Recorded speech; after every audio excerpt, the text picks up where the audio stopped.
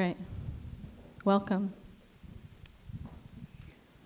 Good evening, everyone. Welcome. It is so lovely to see you all tonight. This is very exciting. It's something that we've been working towards for a full year, I think.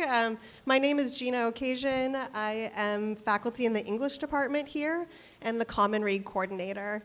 So the Common Read at CT State Manchester this year is James, if you have not noticed. And if you have not yet read a copy and you're a student here, I do have free copies for you, so please don't leave without one. I am so excited to, for the second time, collaborate with Maggie and the gallery to host this Common Read gallery show titled, with my pencil, I wrote myself into being, which I will know forever. I will know that line forever now. It's such a powerful line, and these artists have done such powerful work that speaks to both James, larger thematics that we will discuss tonight. But I want to say welcome and introduce Maggie Nowinski, the gallery director.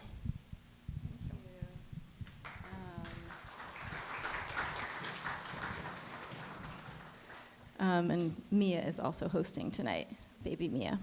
Welcome. I am so glad to see you all here. We also have Ice Media, who is filming it, which is fabulous. We're thrilled.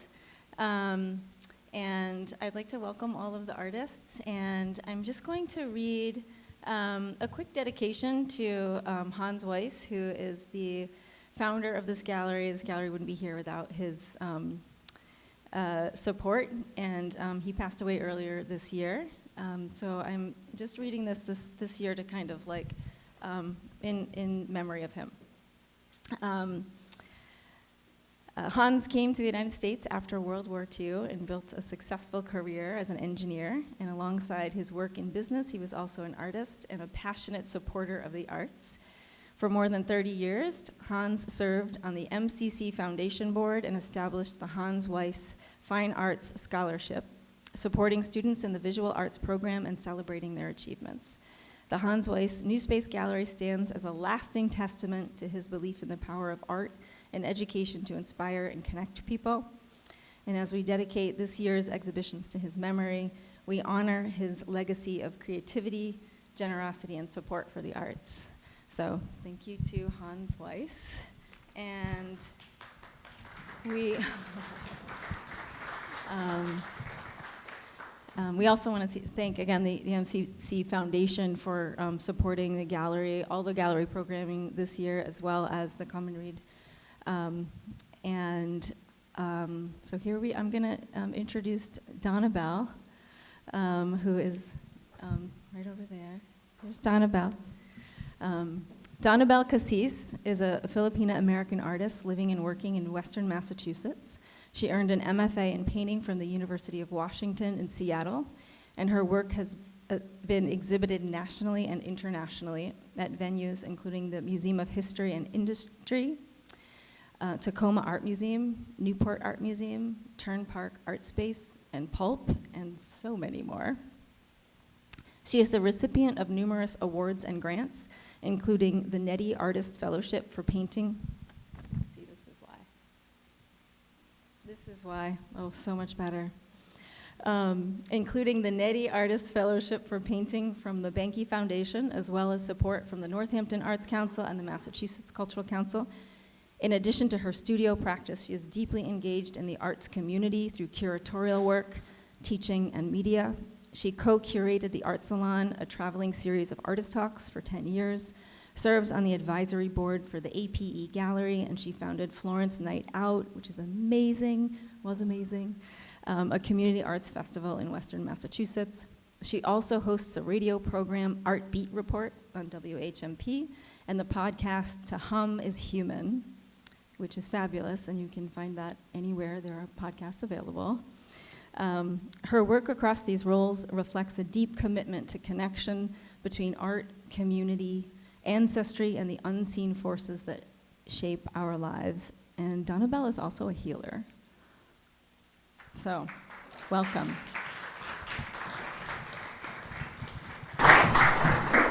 Thank you for that lovely introduction, and I do want to thank Gina and Maggie, and is it Manchester Community College or is it Connecticut State at Manchester? Community College. Okay, I've known it as Manchester Community College, and so it's a mouthful. So anyway, I'm thankful for being invited to moderate this conversation tonight. It is an honor for me to be here with these artists and to witness their work in relation to Percival James's work, Percival's work tonight. And so before I begin, I will introduce each one of these artists if you haven't become familiar with them yet. So I will start with Angel Abreu, who is, you can raise your hand if you'd like. Born and raised in the Bronx, Angel Abreu is a multidisciplinary artist whose work moves between painting, literature, and education. He is currently based in South Portland, Maine, and maintains a studio practice in Biddeford. Abreu is best known for his long-standing collaboration with the historic art collective Tim Rollins and KOS, Kids of Survival. Following Tim Rollins' untimely passing in 2017, Abreu co-founded Studio KOS, continuing the collaborative's legacy through both studio practice and educational work. Across Abreu's studio and collaborative practices, his work is represented in more than 120 institutional collections, including the Museum of Modern Art, the Whitney Museum of American Art, and has been shown at venues such as the Walker Art Center, Tate Modern, and the Bronx Museum of the Arts. Abreu is faculty in the BFA Fine Arts and MFA Art Practice programs at the School for Visual Arts in New York City. He taught studio art and philosophy at his alma mater, Deerfield Academy, from 2020 to 2025, and has recently joined the faculty at Colby College in Waterville, Maine.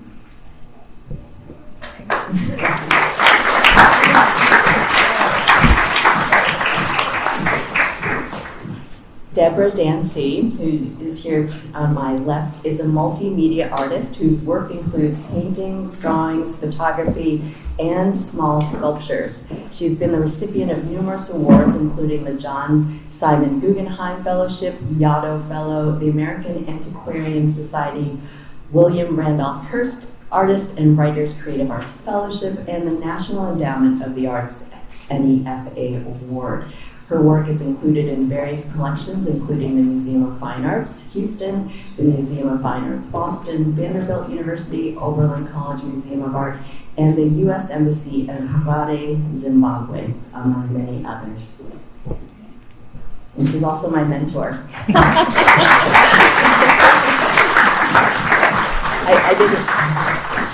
I didn't realize I was moderating this conversation until I read the list of artists. I'm like, Deborah Dancy? What? So she was actually my professor when I was in undergraduate school. Our next guest here is Dr. Ima Ine, a visual artist and scholar of African diaspora art, whose work considers historical and philosophical issues around the Black body and cultural identity.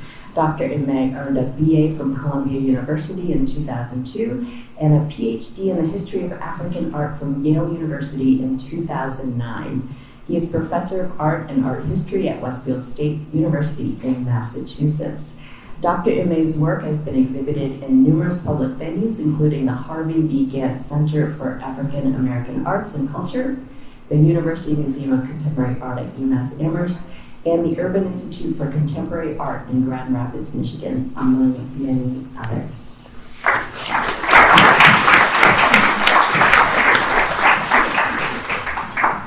And last but not least, we have Kamel Peters, who is a contemporary metal artist working out of Hatfield, Massachusetts, with roots in Western Massachusetts. His work encompasses a wide range of expression, from intricate mask work to large-scale commercial installations. Peters evokes glimpses of the past with a distinctly modern edge. His work lures you into his interpretations of the natural world, allowing his environment to play a key role in how his work is expressed.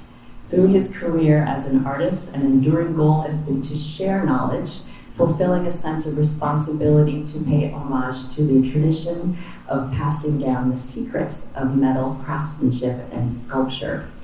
imbuing others, particularly young people, with the principles and skills involved in the creation of contemporary metal artwork is not only rewarding, but it provides an opportunity to learn from the creative process and instincts of an individual's beginning to work with the medium. There are prospects for interested people to truly experience the synergy of an artistic relationship with metal and limited options for exposure to the creative economy. So please welcome all of our artists tonight.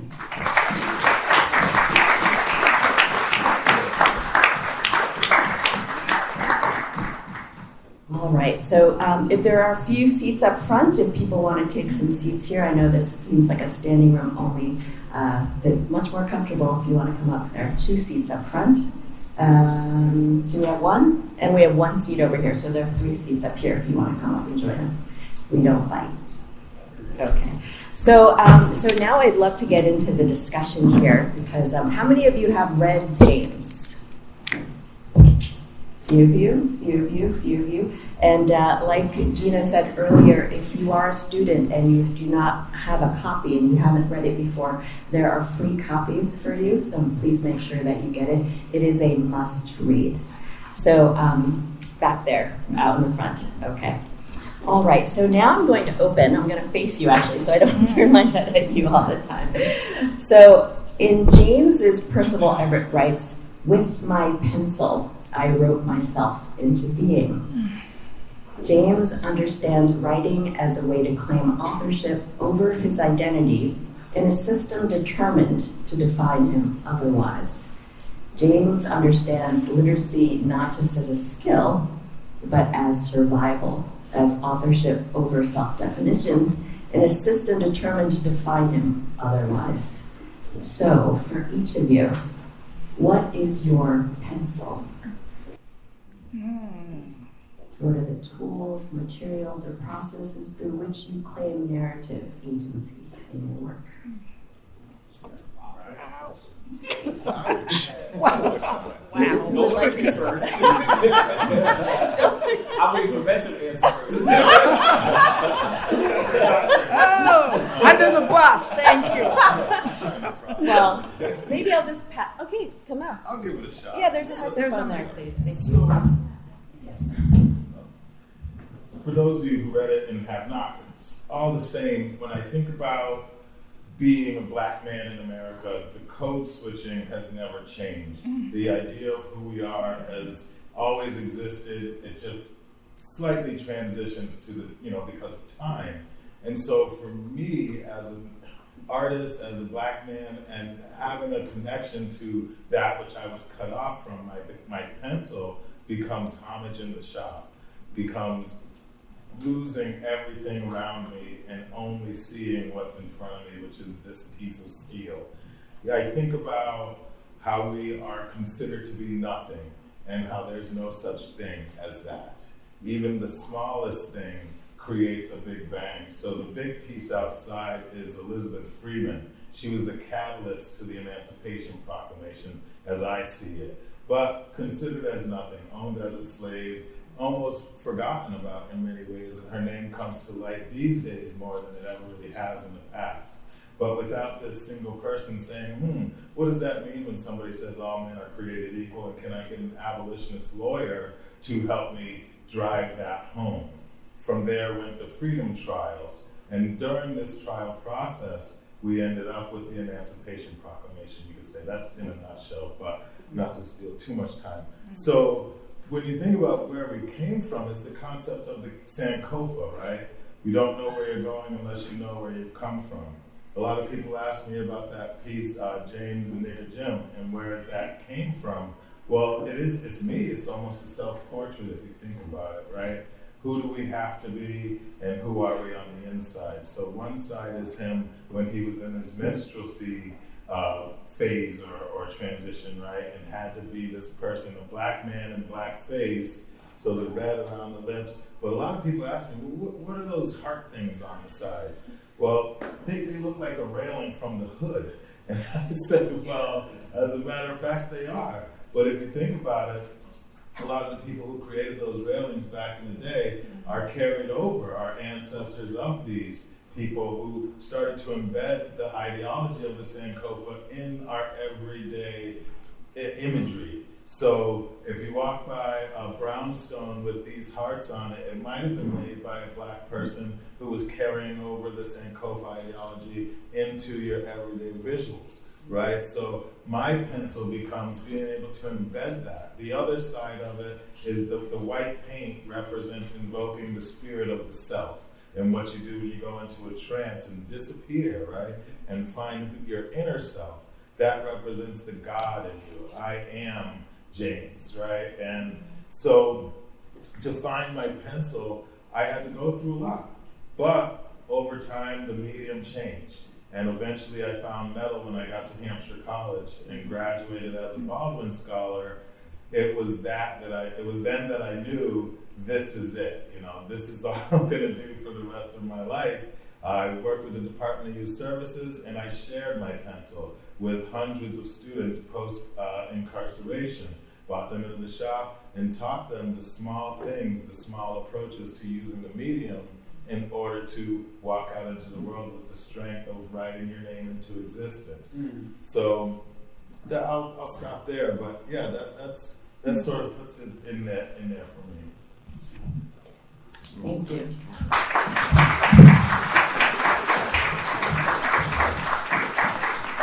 I think my pencil really has been, it's a long pencil.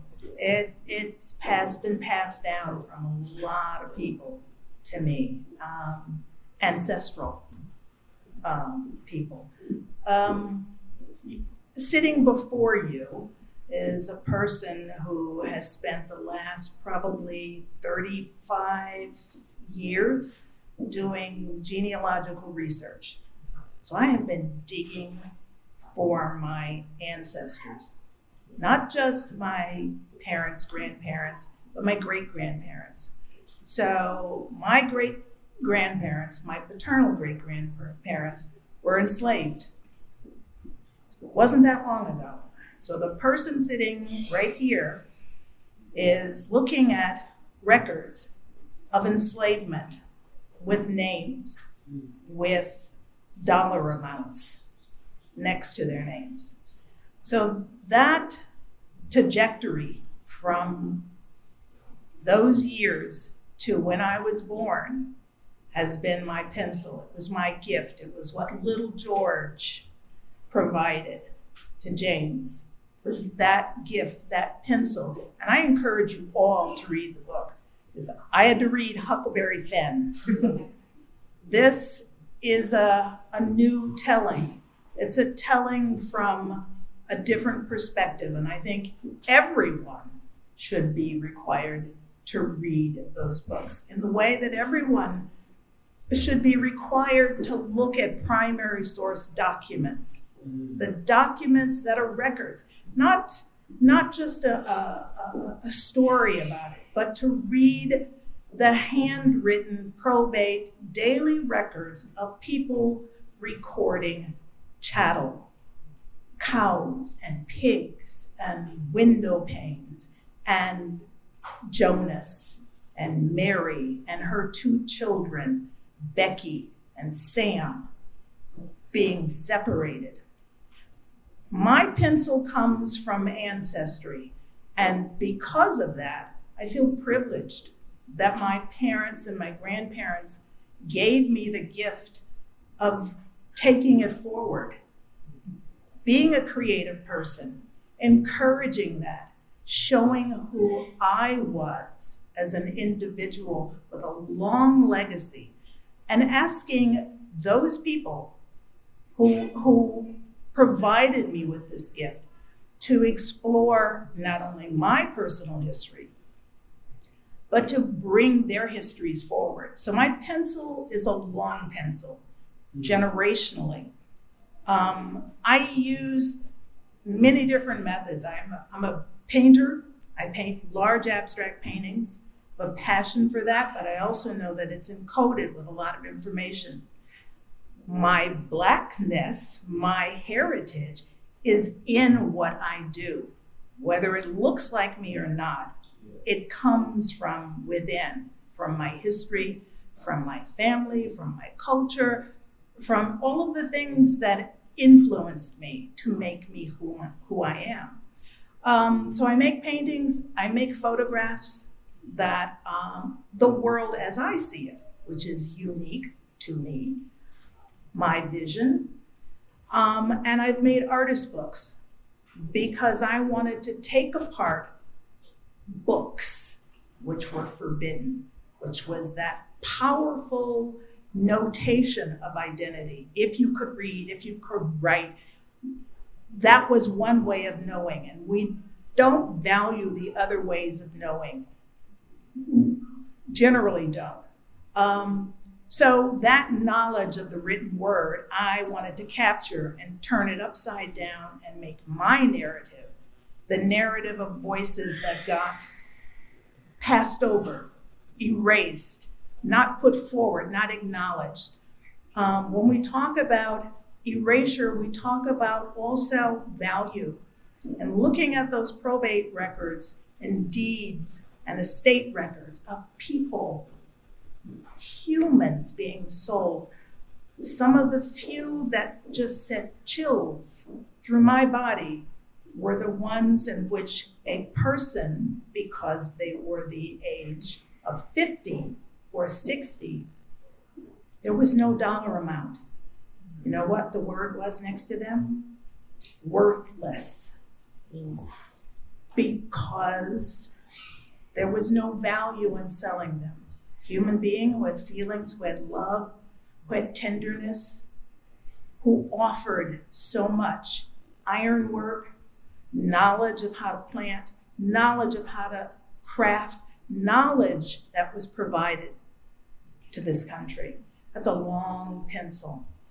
Thank you, little George.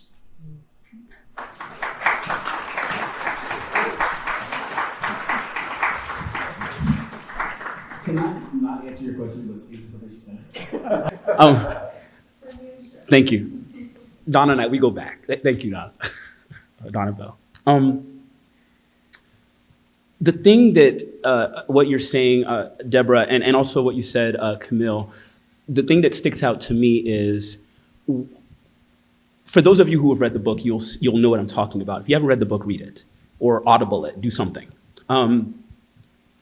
Is how intelligent James is throughout the book. He doesn't become more intelligent, right? So from the very beginning, we're introduced to this very savvy, very intelligent person who is teaching his kid and his family the ins and outs of how to sound unintelligent. And even though, while so many things happen in this book, the author really slows down and helps us understand how intelligent he is. But because this book turns into kind of like, no spoilers, but into where kind of like a superhero thing by the end, right? This fantastical thing that he does. We're able to see these moments of brilliance where he can actually activate the brilliance and everyone can see it. We know many of the people, his contemporaries, James, if he were alive, that couldn't happen for them. But you, what you're doing now with your work, both of you, the tactility in your work, the attention to detail, you're in a place where you can be full out open the brilliance that you are. Like you don't have to hide it at all. And as I'm hearing you talking about documenting the slow process, anyone who's ever done research, sitting in dark, dusty rooms and opening up books that haven't been opened in decades, sometimes a century, and going through documents and holding the paper carefully because it may fall apart. All of that, there's this detail involved in that is so beautiful that you're able to do that and then do what James does. You can put it to paper in writing or art. And just as you were speaking, I'm just listening to how brilliant you are, which I'm sure you've heard before, but within the context of all of this and the story itself really rings true to me. And so it's wonderful to hear the research intelligence, the emotional intelligence, and then the technique, the intelligence and technique to bring those things together to make something new, all of that requires a brilliance that I think Percival Everett, I want to call him Percival Elliott. Percival Elliott really slows down to make us consider. I will answer your question now.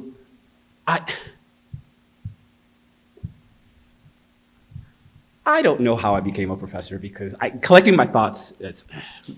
So last fall, this past fall, I taught my first studio class in college. My degree is in art history, and when I got my degree, when I got into the art history program at Yale, I was like, I fooled them all, and that's like, because here I am working on, I'm just here to work on art while I'm doing my art history, like papers or whatever, and it kicked my butt, but I got my degree.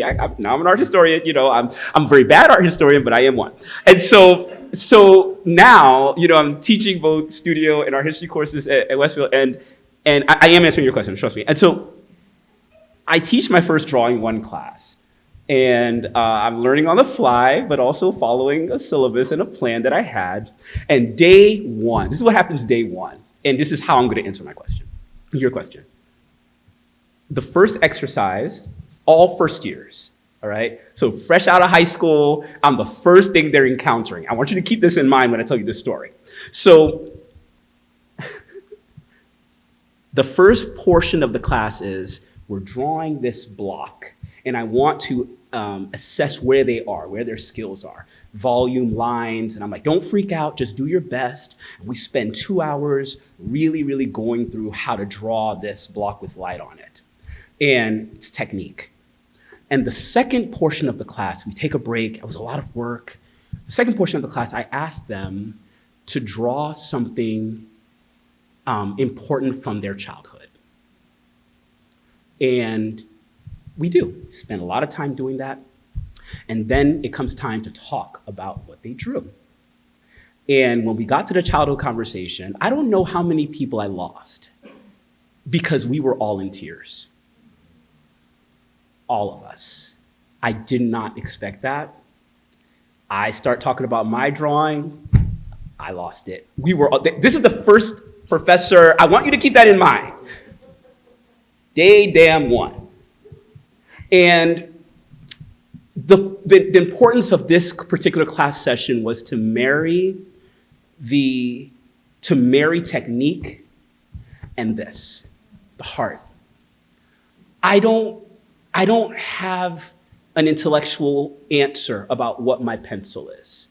I know that the thing that draws me to art is something that is inexplicable in the way that James is drawn to those books. There's something about it that is very emotional, maybe spiritual, and I don't know if that can be readily explained. And I have degrees out the wazoo and everything else. I don't know how to explain that part. I don't know how in the Yale art history program you could sit around a group of people and we're reading books and they're speaking about art as if it's just this thing. And I'm like, don't you all get it? What, doesn't it just look interesting? Like, where is the heart part of this? And I've never lost that. And so while I went home that day and told my wife what happened, and she said, Imal, I don't think that's how the first day is supposed to go. I'm like, I know. But I had the students like this for the rest of the semester because they understood that they should never let go of the heart part. I'd like to think that that's the pencil that I'm offering or that I'm sharing, that the technique is one thing, and I am a technician. I enjoy executing the thing. Sometimes they never leave my studio until they're like, Imal, we have a show, you have to let it go. Oh, like, all right, we'll finish it up, right? But the heart part, if it's not there, I don't know what it is that I'm doing. I think that's my answer. Yeah. Well,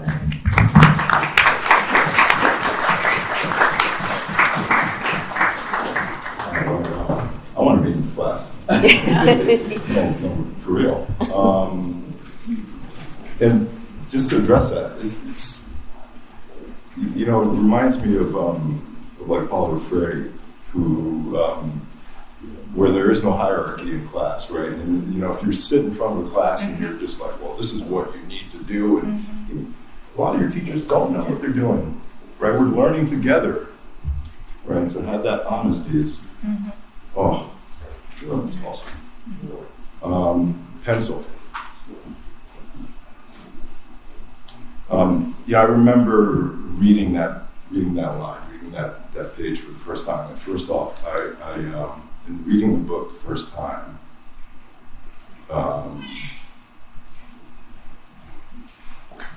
lots of tears and lots of laughter. Right, laughter because I just couldn't believe it at times, and tears because I couldn't believe it at times. But just personal, just hit it out of the ballpark. And I think that this work actually stands on its own. It doesn't need Huck Finn. It doesn't need Twain. It really doesn't. You can set that aside and love the fact that Percival Everett read Huck Finn 15 times consecutively to get into that world but not be reverential to the text, right? And to just have it come from some sort of memory, right? The pencil, reading this line, it brought me back to when I was 13, and I had an interesting relationship with books, with literacy. I kind of hated reading, but a teacher of mine gave me The Souls of Black Folk by Du Bois, and I'm reading this thing, just my head's kind of breaking. And I get to this line where Du Bois says, "I sit by Shakespeare and he winces not." Okay. Kind of let that sit, let that marinate. And it honestly wasn't until I got to college and reread that, oh man, now I know what he was talking about. These things are written for me too. Dominican kid from the South Bronx. This is written for me. It's not, Shakespeare wrote for me too. And I can read those things and react to it, make work based off of it. And I can be seen and I can be heard. And that's what that pencil, that's what James does, is he writes himself into being, he forces himself to be seen and heard. And so, the pencil, I think, we're all educators up here. It's in that collaborative spirit. It's like and pushing it forward and handing the baton forward and learning together and not being afraid to fail and loving, like genuinely loving community. Right? The art stuff, and I in a lot of ways in the collaborations, and this is after. And thank you this morning for the folks that showed up early and at this workshop, and it was a little nutty. I will say these works, and maybe my colleagues up here might agree. They are almost like photo albums of experiences that happen, right? So the thing just kind of happens. This is some documentation of what happened, but it's in that memory, right? And so whenever I'm in a classroom and I'm collaborating and doing something, it's about that experience, right? And whatever it is that we come up with, there's some documentation, that's great, but holding on to that memory is what it's about. And having that memory fuel concentric energy that just keeps going out and reverberating is really what it's about. Thank you. This exhibition sits in conversation with James, which is itself a radical rewriting of a foundational American text. It doesn't erase Huckleberry Finn, it intervenes with it. and some of you have addressed some of the other questions I have here. How do you decide when to work within the system versus outside of it?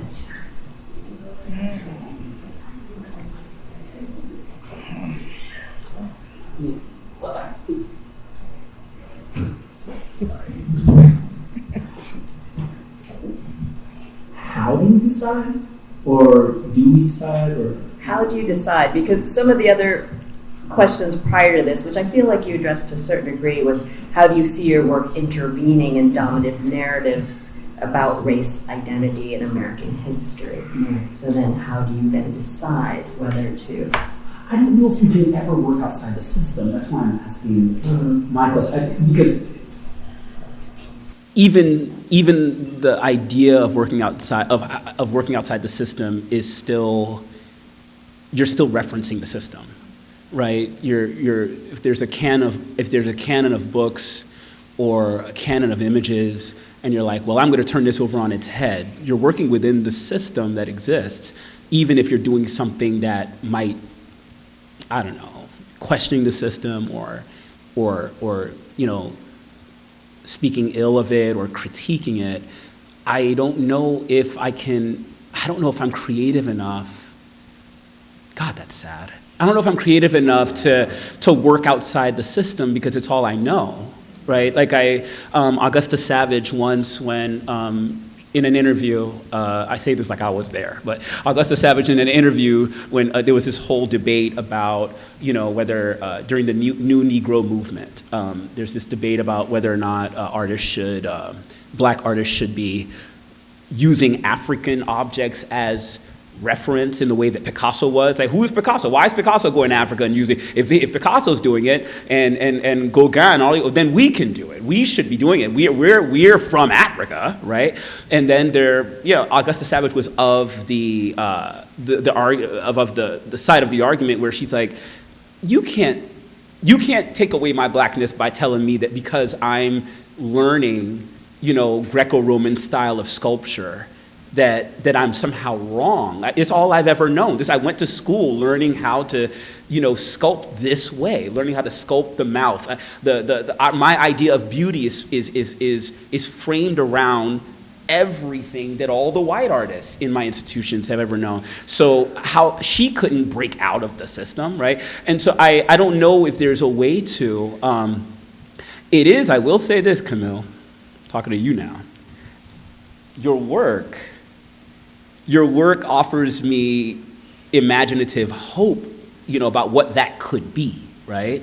But I think that I'm so trained in what it is I know from comic books and everything else, and fashion magazines and the human figure, and the 8 head lengths and all this other stuff. I don't know if I could ever think outside of that. That being said, I think that some of the most amazing art that we've seen, some versive art, has really used the system to bring some good questions to the surface. While I agree with you, Angel, that Mr. Everett's book could be a standalone, it rings to us because it's not, right? And it also has a larger audience because it is this critique, right? So, that's my answer.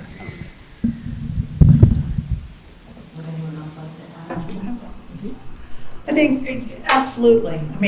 We all 4 of us were educated in the system. We had art history, we had basic drawing from the figure, classical. We were educated within the system. I think it's one's critique of that, to turn it upside down, it really takes a lot of work. And the other thing is that, again, I'm always remembering Sam Gilliam's word about making abstract art. Why should an African American person make abstract art? And he says, because it is me. It says something about myness. who I am. And you don't get to give me the terms of who I am, which is very much the notion of James, which is like, I can do all these things in spite of you. I think the more interesting artists that work outside the system have never touched into the system.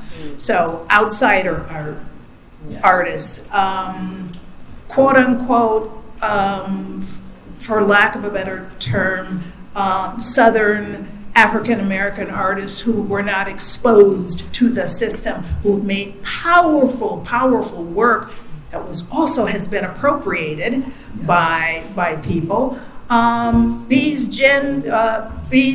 G's, Ben quilters, people who were isolated on a strip of land in Alabama, bordered by the river when the river flooded, and because they were isolated from the rest of the community, a tradition of African stitchery was continued, and we're talking up until the 30s and the 40s, so we think about how many centuries.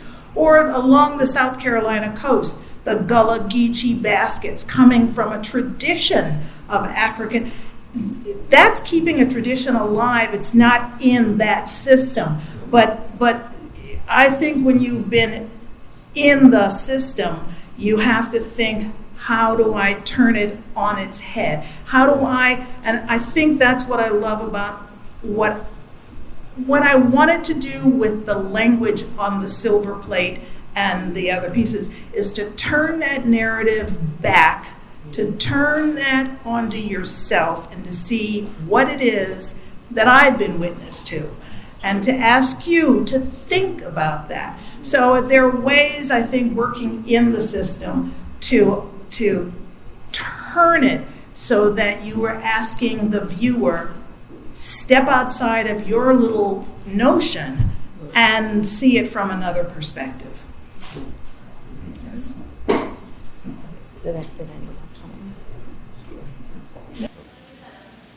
This one, it's better. Better.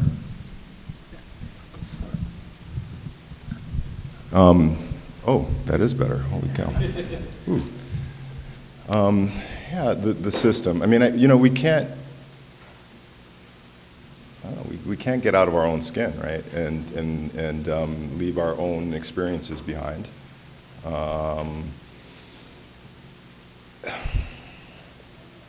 Yeah, the system. It goes back to the idea that, again, that we're allowed to also do this. Just because of the color of our skin doesn't mean that we need to adhere to some sort of imposed narrative, right? And this is what the book is about. Deborah, you talk about the abstract artists, Jack Whitten comes up too, and like folks like Leonardo Drew and all these other folks who are like, worked within the system and completely subverted it just because they were excellent in doing it, right? No matter their backgrounds. Yeah, it's interesting.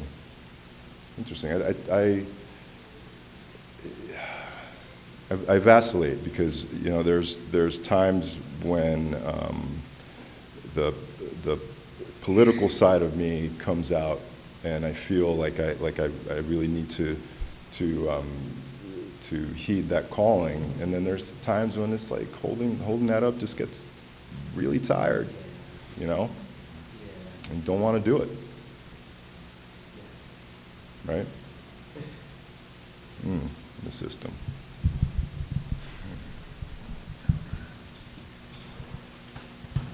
Well, that's tough to follow there. I'll figure this one out. I just think,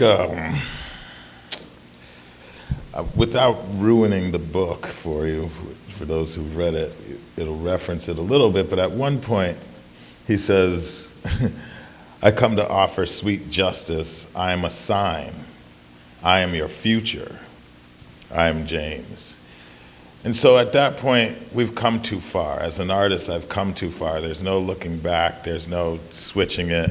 This is who I am. And the system, I saw the belly of the beast. You know, when I worked with the Department of Youth Services, I got to see the turnstile, essentially, the revolving door of the system, and how many of our boys are affected by recidivism and how it changes their lives for the rest of their lives. But the path that I've been on, I got close there too. You know, that's part of why I worked with them. And there's nothing in me now that can ever go back, that can ever take it back what I've done. We've all gotten to the point that we are because of every little thing that's built up to make us who we are that got us here. So when I think about looking back, I can't. I just say to myself, well, then I am Picasso.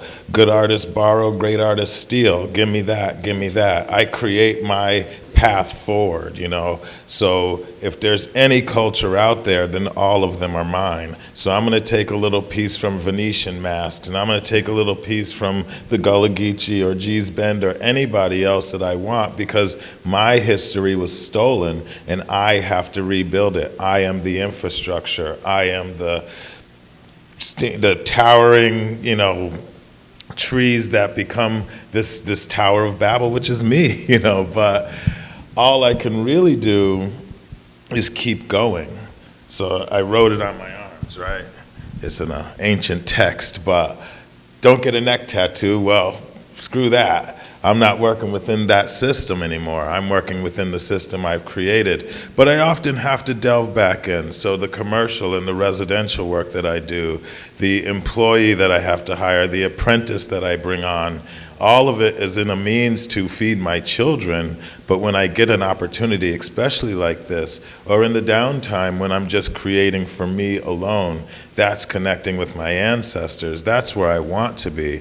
But until that day, I'm doing what it takes, you know, and there's nothing in the way of taking the time to make 7 awnings that are paying me X amount of money, but it's still my art. It's still my hand. It still immortalizes. I think Nina Simone said, you know, it is our job as artists to document what is going to become history, because I am the present. And as you look at these pieces, they will outlive all of us in this room. And so what is someone going to think when they look at that? What was he thinking when he created this and called it Farber? Well, in that moment, he thought of a name that separated him, right? But it was from this pencil. And so that pencil created the name that would separate him from his past. And as he found many, many names after, who was he when the hammer was ringing? Who did he have to be? Well, we all wear the mask. I think there was a Fuji song. I might be dating myself. But what do we have to put on in order to exist in this room? Who are we when we love our daughter and our wife, right? In comparison to when the master shows up. Who is the overseer of the present day? And how do I report to them? Because I can't give them the same attitude that I give X, Y, and Z, correct? So in and out of the system becomes a language. It becomes something that is embedded in our DNA to pop in and out of. There's no code switching. I believe it's culture. I believe that we are that which is able to always adapt. And so the system becomes invisible as soon as you find your pencil, essentially. And that's what I'm going with.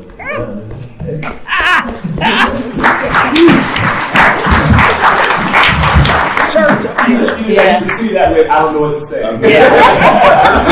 You got that recorded. Follow that. Give me the mic.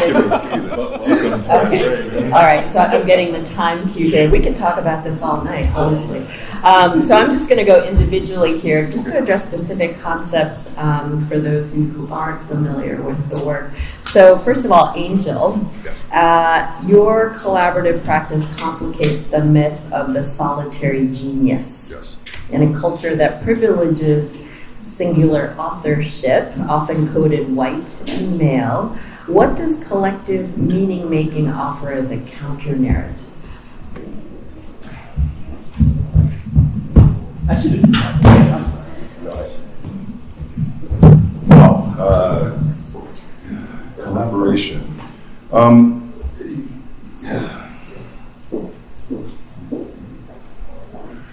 I knew from a young age I really wanted to be an artist. Little guy, my parents, because we grew up in the South Bronx, couldn't really go outside much, and so I was very introspective and had my pencil and paper and just would draw all the time, just kind of get away from things. And when I first met Tim Rollins, who was my mentor, who was my junior high art teacher, and he told me about this program. I was 12 years old, and I thought, okay, I'll show up. And I walk into the place, and at the time they're getting ready for KOS, Kids of Scribbles, getting ready for a major show at PS1. And there is book pages thrown all over the place. I mean, literally all over the floor. Like, these books were, to me, I felt like they were desecrated. I was like, whoa, what's going on? In front of me, there's a work based on Nathaniel Hawthorne's Scarlet Letter. To my right, there's work based on Lewis Carroll's Alice in Wonderland. And then there's a work based on Franz Kafka's America. Large works. Paper all over the place. 12 years old.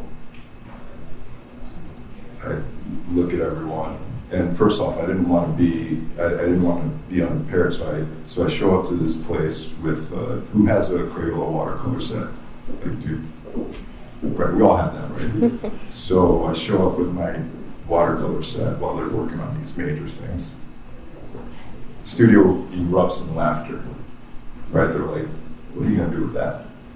Right? I was embarrassed, but not discouraged. With going into that space, I felt, that was another lightning bolt moment for me.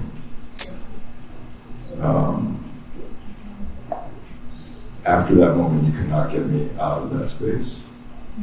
Now, for me, I cut my creative teeth in the collaborative space. It's how I learned to be an artist.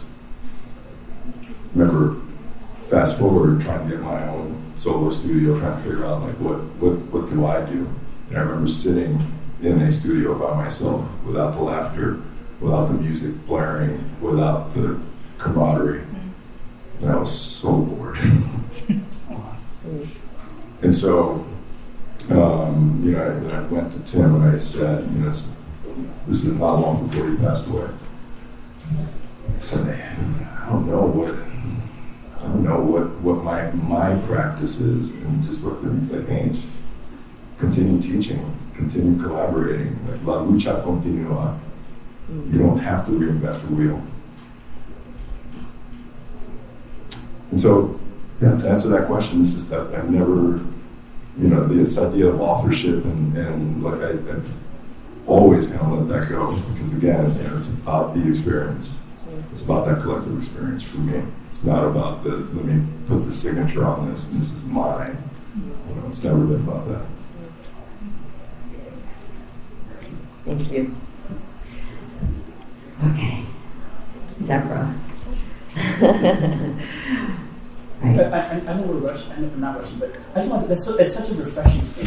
Mm-hmm. Because everything that we're taught often is that it's you. Like, it's I have to do this, I have to do this, I have to do this. But it's so refreshing to hear that because of how you came up, because of how, anyway, it's refreshing. I'm sorry, I haven't gone with words, but it's refreshing just to hear that. It's really good. Yes, thank you. And I appreciate all of your generosity and vulnerability up here. So it does not go unnoticed. So Deborah, in Domestic Resistance, the home becomes unsettled. In James, the expectations are disrupted about who he is allowed to be. Your work seems to disrupt expectations about where resistance happens. What does it mean to politicize softness? Wow.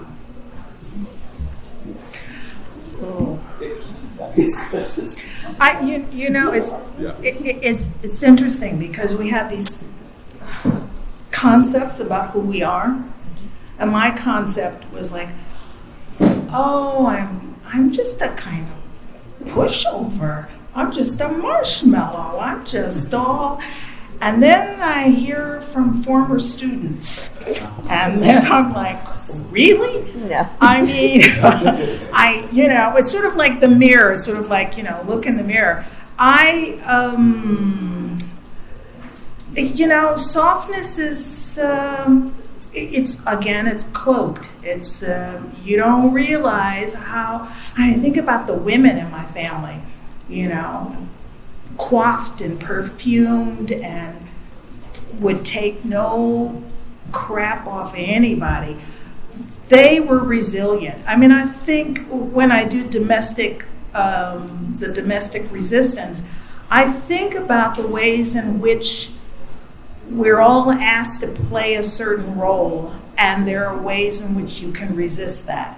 And you can be very vocal, and you can be very subtle, and I choose both of those. Sometimes it's just a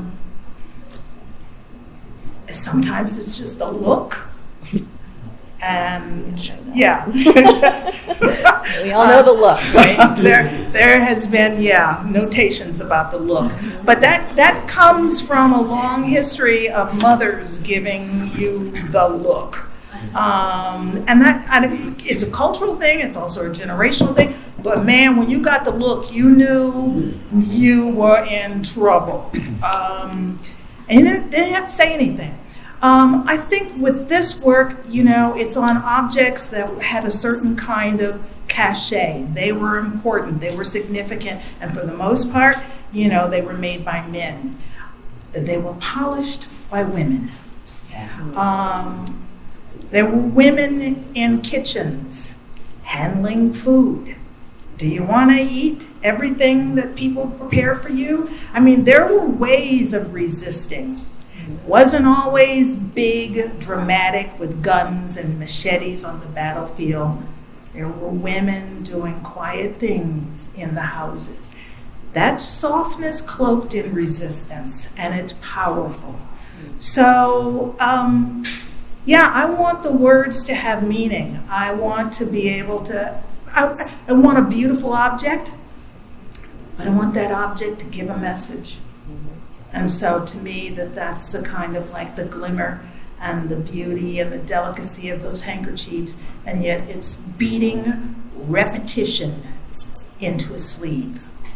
And I want you to think about that as a beat, as both the loom and also a drum and also repetition, learning through repetition.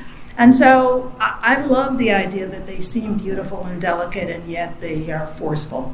Mm-hmm. Mm-hmm. Thank you. I'm sorry. Thank you for that. And I know we're running short on time here, so bear with me as we move through here. So I'd like to talk to Iman now. Your selections from 10 Little Girls and your monumental drawing Apocrypha confront historical and contemporary racial terror. The word Apocrypha suggests violence of white supremacy by narrating from within. How does your work navigate that tension between exposure and promise? I am a teacher, and I am very proud of that. I enjoy what I do as a professor of art history, and both these two bodies of work are responses. One to I was updating my African American art class. I had never heard of the children's book 10 Little Nigger Girls, which I just went down a rabbit hole, awful rabbit hole, and I learned of the book and British ties to the minstrelsy and music, and I knew about some of these things, but to go into the documentation of it all, I was appalled. I was angry. And right around that time, I mean, at any point in time in my history, you can look up girls that are missing, or girls that are being traumatized. And for whatever you see that's happening on the surface, usually we learn these things about white girls, about people who are white. Imagine what is happening to black girls. Right around the time that this project came about, the Chibok girls, the 278 girls in Nigeria had been kidnapped. Many of them never to return home. And I was thinking about black girls in the United States.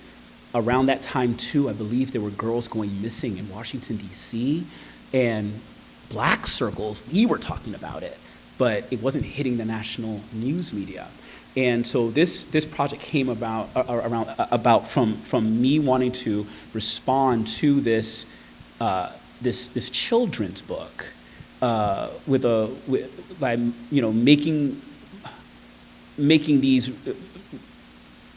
making the reality of what's happening to black girls, something that's more apparent. This is the Apocrypha and this idea of erasure. Look, when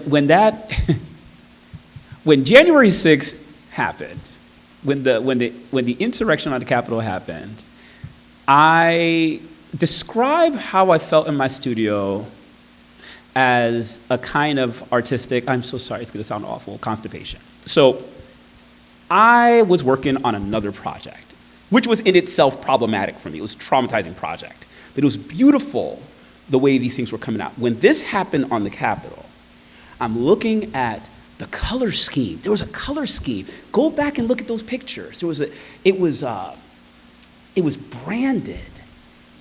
Like the red, white, and blue has come to mean something so different to me now. Like, I mean, growing up, you're singing these patriotic songs in schools in Florida where I grew up, and then you come, and the red, white, and blue means something so sinister now. You saw the colors there. And as a Christian man, you're seeing the cross. People are holding big crosses and blasting music that I've listened to. And I'm like, why are you using that song that way? And then they build gallows there. And I'm like, wait a minute. Black folks built that building. How dare you? And so a lot of people are annoyed by, oh no, they're trying to overthrow the government. I'm like, they are stomping on bodies of black people right now. Why is no one talking about this? And that's how this image came about. It's this notion that we can get so used to seeing some of these beautiful state capitol buildings and forget who built them, forget the blood and the sweat and the deaths that occurred for those buildings to exist. That bothered me. Their ghosts haunt that building. And the idea that people could just run up there and build gallows really bothered me.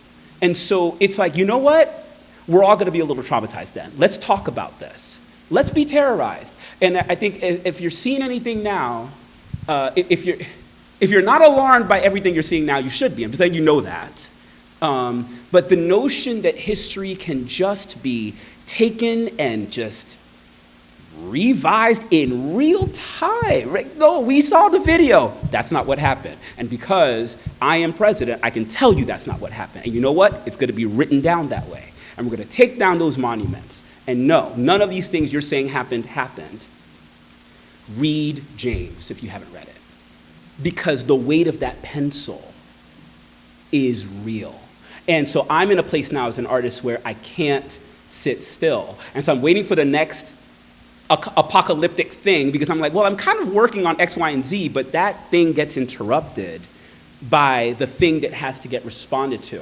And my response when I did this image and even the 10 girls, I'm like, I don't know if anybody will want to look at these horrific images. I'm doing them because they need to be done. The spirit world needs this. And if they get seen, they get seen. And that's sort of how I deal with it. But we're all going to be a little terrorized until things change. That's how I see it. But we're all going to be a little terrorized until things change. That's how I see it. Yes. Thank you. Whew. All right. I want to talk more about that. Then come Camille. Sorry, you're like, I have to follow this. All right. Camille, your masks hold a strong sense of ancestral presence and resilience. And in James, masking is survival, code switching, concealment, and even performance. How does sculpture for you, and I know you answered some of this a little bit, but how do your masks engage with ideas of identity protection?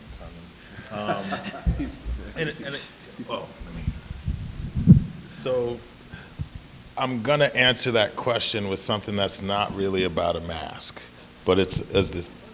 I think it's going. Yeah, can y'all hear me out there? It's not a mask. I called it the Sankofa slave ship. It's on permanent display as a public sculpture in Lowell, Mass.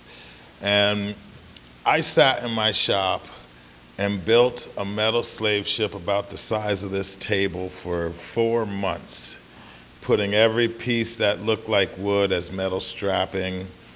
The top of it is similar to the piece around the corner on the other side of the wall there, where looking down at the floor of the slave ship itself, every bit of scarification are where each one represents a person, and where the bodies were laid on these ships.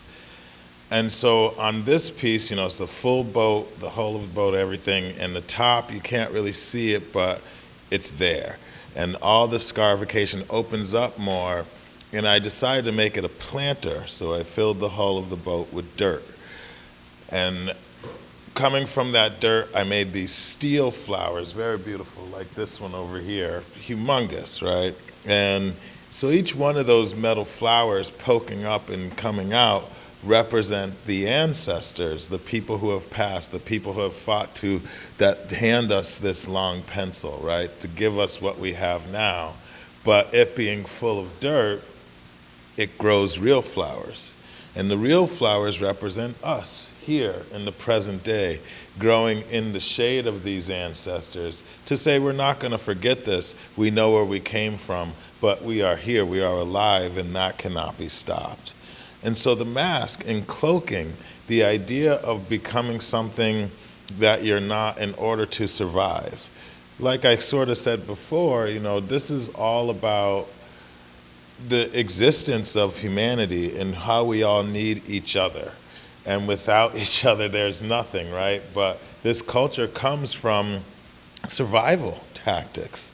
So, and the small passive ways that we don't know that it worked. How many things have been invented by us that we use on a day-to-day basis that have been cloaked? And now, because we are in the age of information, which is quite interesting, I just brought up the Dewey Decimal System earlier, but now it's just look it up.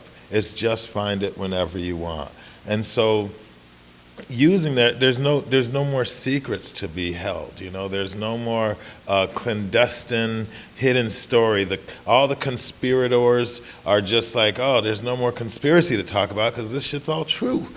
And so now that we are living in this, I think there's nothing to say we are cloaking as much as to continue to tell the story, continue to be who we are, and continue to let these times, these moments be documented. So I could go into how I use shoe polish on one side of this to represent what was used to mask the face during the minstrelsy. I could talk about the hammer and the anvil and how many horses were reared, how many horses were this and that, but really it's the hand that was played and the story that was not told, but yet here it is still existing through me and all of us here and all of you there, that we all play a part. And so it's to share, it's to give and to be open with that. There's no more secrets, so that's what I think that's the best way to close this conversation today. I want you to think about, please thank all the artists here, Deborah Dancy, Asia thank you all for coming tonight.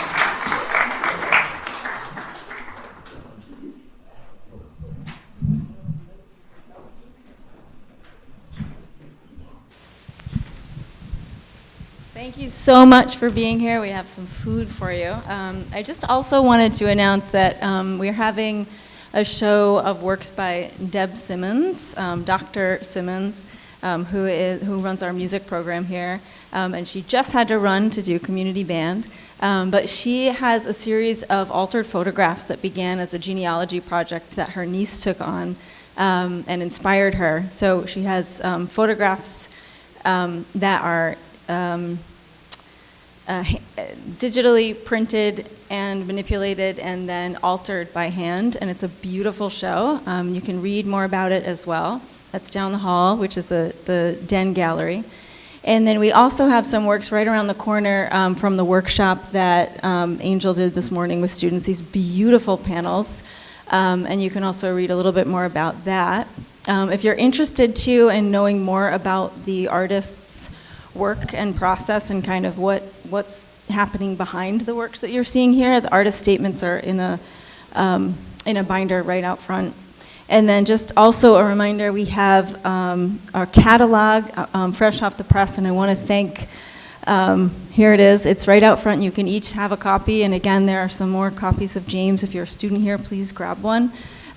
We have enough catalogs for everybody, so, and if you can try to get them signed too. Here, that's a great, see yourself. One more thing I want to say, thank you so much to the gallery team, to Rachel, Star, Kai, and Sheila. I could not have done, this was a team effort, and I appreciate you all so much, and also to our catering and the facilities. And Camille will be back in April. On the 14th and 16th, and he's going to be doing a workshop with students in the sculpture room and also talking to students in the space, so we're looking forward to that. The catalog, thank you. Yes, Jose Ortiz. Jose, are you here? He's not here. Okay. He did an amazing job, and we appreciate his work so much. And yeah, thank you so much. And to Gina, thanks for working with me. All right. Eat your food. And also, chairs need to go outside if we can kind of make that a little bit of a group effort, but we also have, we'll have help with that. Okay, thanks.